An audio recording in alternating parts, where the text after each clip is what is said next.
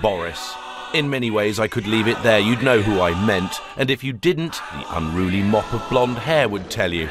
The language. Ping pong was invented on the dining tables of England, ladies and gentlemen, in the 19th century. It was, and it was called whiff-waff. Somehow pulling off the ridiculous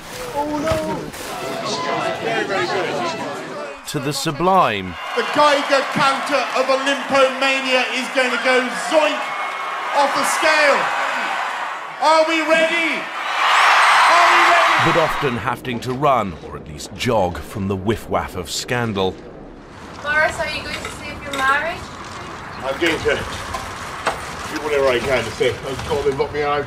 There's always been a question about him and his role as mayor and another prized position, as he hinted to the Tory faithful this year at conference, discussing former French Prime Minister Alain Juppé. And he told me that he was now the mayor of Bordeaux. I think he may be mayor of Bordeaux when he was prime minister. It's the kind of thing they do in France. Very good idea, in my view. What he said was, joke. But is it a joke? When he was a kid, he wanted to be world king, and he drew a picture of himself as world king.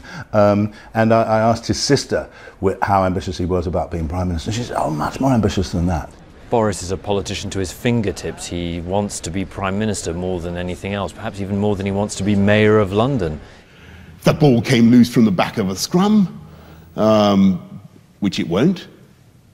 Might. Or of course, it'd be a great thing to have a crack at, but it's not going to happen. He might be right.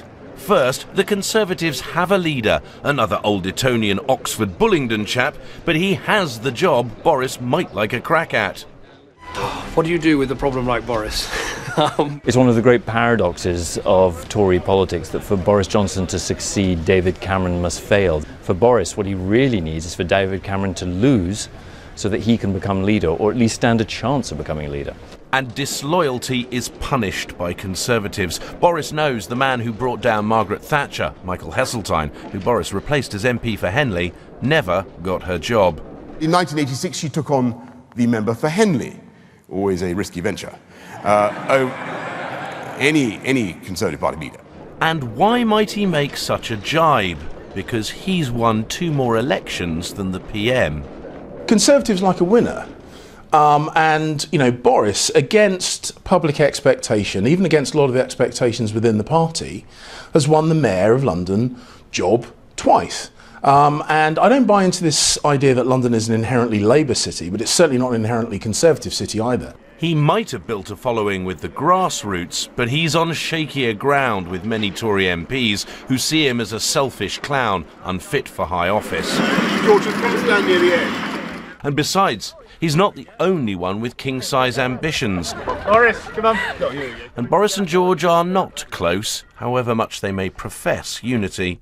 There's probably some Chinese expression for complete and perfect harmony. The yin and the yang. The yin and the yang. But in plain black and white, if Boris has a plan, it's one he can't instigate.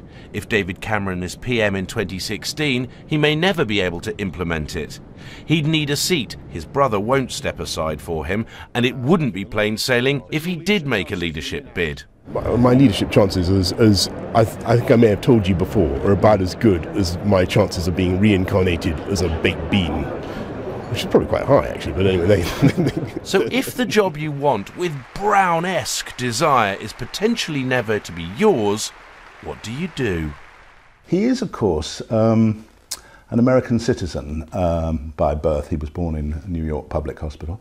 So he's qualified to be President of the United States.